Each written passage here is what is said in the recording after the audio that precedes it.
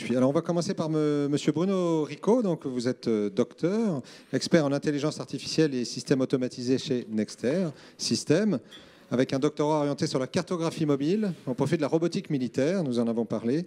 Voilà. Et donc, vous allez nous parler du MGCS, donc Mobile Ground Combat System, et de l'intelligence artificielle nécessaire à son fonctionnement. Merci, et c'est à vous. Ça va être absolument passionnant. Merci Gérard. Bonjour à tous. Donc effectivement aujourd'hui je vais vous parler du MGCS, Main Ground Combat System, et de l'intelligence artificielle qui sera nécessaire à son fonctionnement. D'accord, le clicker. Ok. Alors le MGCS, qu'est-ce donc? Donc le MGCS est un projet de remplacement à long terme du char Leclerc, qui est donc le char d'assaut actuellement dans les forces.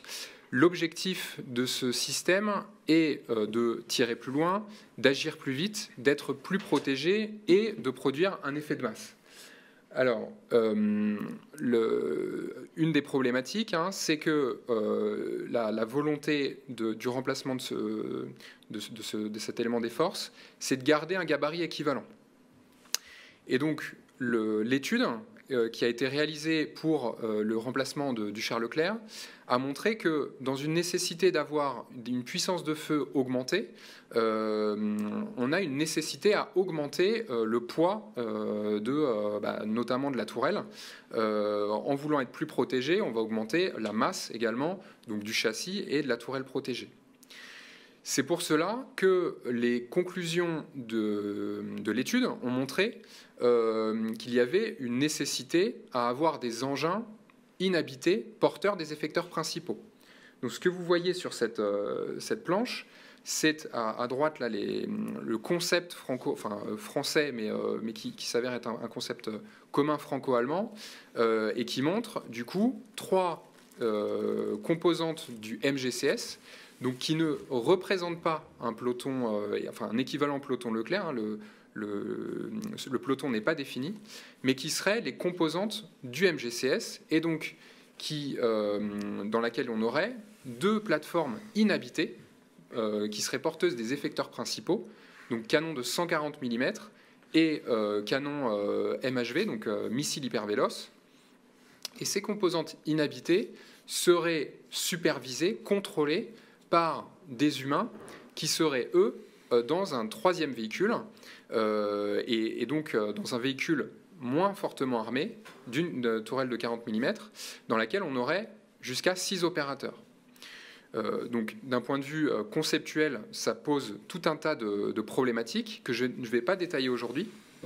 Je vais m'attarder sur l'intelligence artificielle qui serait nécessaire et les données qui seraient nécessaires au fonctionnement d'un tel système. Car comme vous vous en doutez, le fait d'avoir des plateformes inhabitées porteuses des effecteurs principaux pousse un certain nombre de problèmes au niveau de l'autonomie de ces composantes.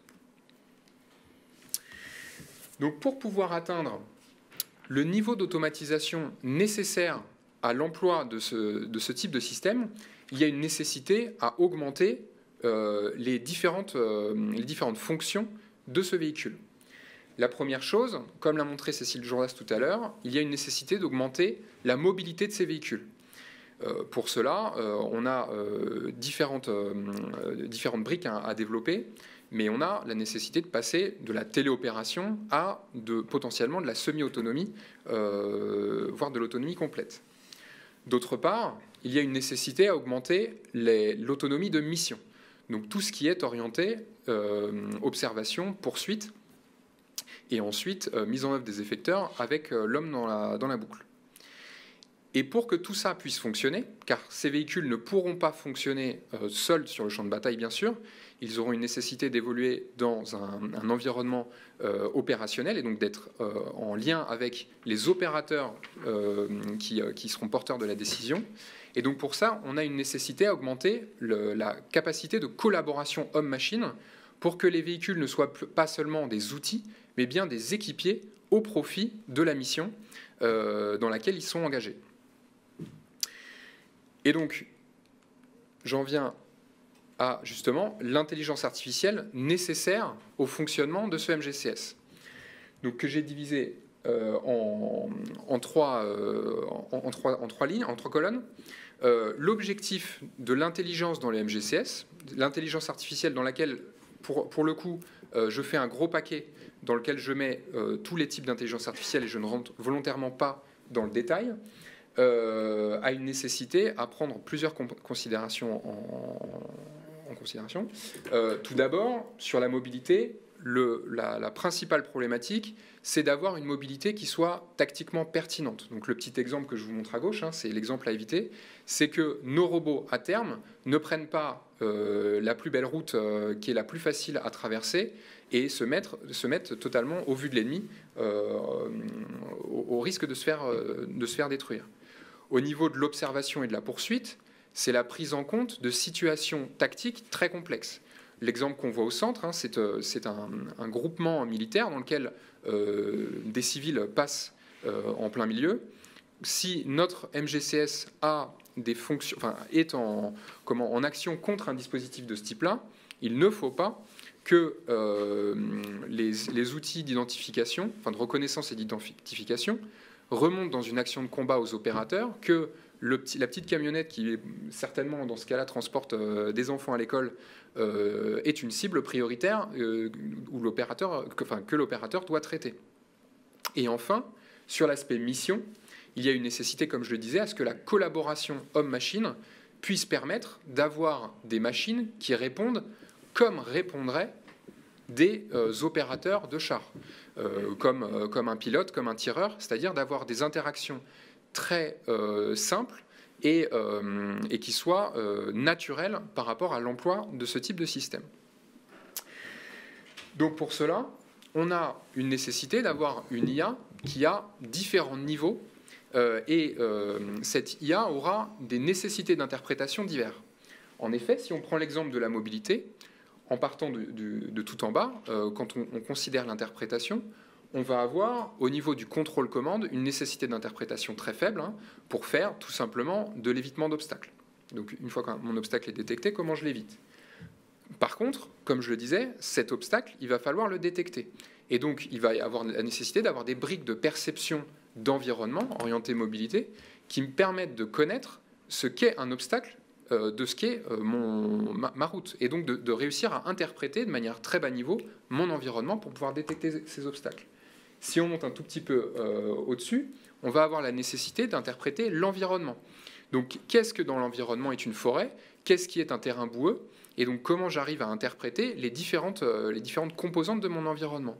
Ces composantes-là, elles vont me permettre, à un niveau encore supérieur d'interprétation, de pouvoir avoir la mobilité tactique dont je vous parlais. J'ai une forêt ici, j'ai un terrain boueux ici et j'ai une autoroute là. Qu'est-ce que je vais utiliser pour pouvoir me déplacer tout en optimisant mes couverts, en optimisant mes observations et potentiellement en optimisant mes effecteurs? Et donc toutes ces composantes-là ne vont pas utiliser les mêmes méthodes d'intelligence artificielle, les mêmes données, mais vont devoir fonctionner ensemble. De la même manière, pour l'observation et la poursuite, on va avoir à un niveau bas d'interprétation des problématiques de contrôle-commande, donc comment je rallie mes éléments d'observation, mes capteurs, comment je rallie mes armements, etc. Pas forcément seulement sur des positions absolues GPS, mais potentiellement sur des éléments interprétés, des objets interprétés. Comment rallier un capteur sur le clocher d'une église ou sur l'entrepôt que je vois là-bas. Donc avec une nécessité, du coup, malgré tout, d'avoir une interprétation des objets.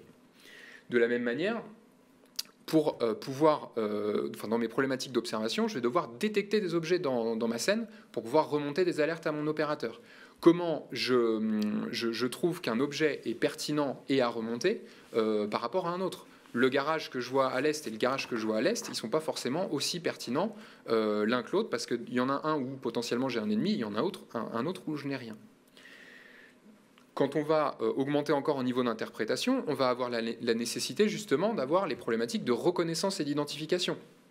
J'ai détecté un objet, donc le véhicule que je vous disais tout à l'heure, au milieu de ma scène, là, j'ai détecté un véhicule au milieu de ma scène. Qu'est-ce que cet objet? C'est un bus, et c'est un bus a priori civil, donc ce n'est pas un bus militaire. Toutes ces composantes de reconnaissance et d'identification sont extrêmement complexes, parce qu'elles prennent en compte beaucoup d'informations sémantiques. Et enfin, le niveau le plus haut, c'est une fois que j'ai interprété cet objet, donc je sais que c'est un char, ce char-là, est-ce qu'il est ennemi? Est-ce qu'il est neutre? Est-ce qu'il est ennemi? Est-ce que c'est une carcasse? Est-ce que c'est un char abandonné? Toutes ces problématiques-là vont permettre, donc là je passe sur le côté mission, d'avoir justement une interaction homme-machine qui soit facilitée. Car sinon, les opérateurs vont vite être noyés sous les détections dans lesquelles ils vont devoir trier. Et quand on connaît la temporalité nécessaire à la prise de décision dans le milieu militaire terrestre, ils seront vite surchargés par rapport à la tâche à mener. Pour ce qui est des problématiques de mission, on va aussi avoir la nécessité d'avoir de l'intelligence artificielle, et là, en ayant de l'interprétation à tous les niveaux. Donc déjà, au premier niveau, par rapport à l'interaction homme-machine, on va devoir gérer de l'autonomie ajustable, comme on l'a dit déjà plusieurs fois ce matin et cet après-midi. On va avoir la nécessité d'avoir des moments où on est en téléopération et des moments où on est avec des niveaux d'automatisation plus importants. Et donc on va devoir gérer ça dynamiquement. On va aussi devoir gérer, comme je le disais, la compréhension des ordres tactiques par la machine et à l'inverse, la restitution sous forme de compte-rendu qui soit facilement interprétable par les opérateurs. On va également avoir la gestion des capteurs d'observation. Donc comment je réussis à gérer de manière automatique l'ensemble de mes capteurs d'observation par rapport à mon environnement. Comment je vais pouvoir interpréter ma situation tactique. Qu'est-ce qu'une zone dangereuse d'une zone qui est favorable par rapport à ma mobilité tactique dont je vous parlais tout à l'heure. Et enfin, au niveau de la gestion de mission, si on donne des missions de cavalerie à des objets comme ceci, comment je vais pouvoir décliner une mission en un ensemble de tâches de plus bas niveau. Donc là, on revient à la discussion qu'on a eue avec le colonel Meyer ce matin. Comment j'arrive à exploiter la doctrine pour avoir des comportements autonomes. Et donc, en conclusion, finalement, une IA de rêve pour le MGCS, parce qu'on est quand même encore dans le rêve, hein, on est à des horizons 2035-2040, on a une IA qui gérerait la multiplicité des cas et l'inconnu lié au terrain. Et le tout sans erreur, bien sûr. Et donc, pour terminer cette présentation, je terminerai sur le volet données. Donc, comme vous l'avez vu, un système comme le MGCS aurait de l'intelligence artificielle à quasiment tous les niveaux et donc nécessiterait aurait des très forts impacts sur la donnée. J'ai divisé cela pour simplifier en deux parties. La partie apprentissage, qui serait avant la mise en fonctionnement du système, et puis la partie fonctionnement. Dans la partie apprentissage, on aurait la nécessité d'avoir des campagnes de capture d'informations avec énormément de données qui seraient capturées pour avoir des données qui seraient spécifiques à l'ensemble des capteurs qui seraient mis en œuvre sur le système. En effet, quand on fait de l'apprentissage sur des données capteurs, il faut que ces capteurs soient représentatifs de l'usage final.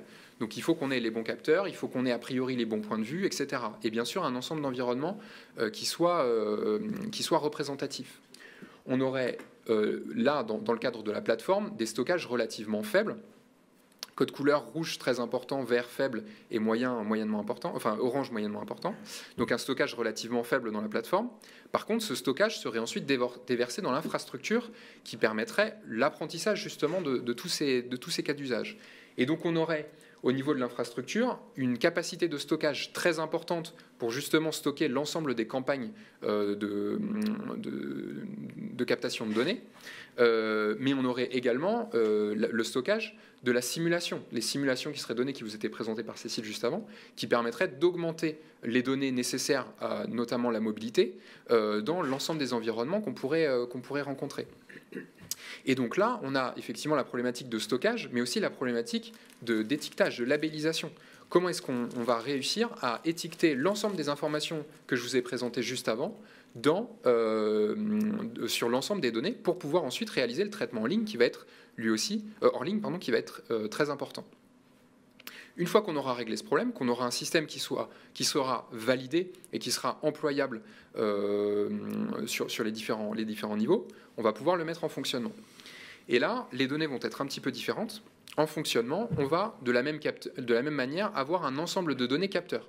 On va garder la nécessité d'avoir tous les capteurs qui nous ont permis d'apprendre en fonctionnement pour pouvoir réaliser tous les traitements en ligne comme je vous l'ai dit, détection de la route, détection d'obstacles, détection d'objets divers et variés en DRI, etc.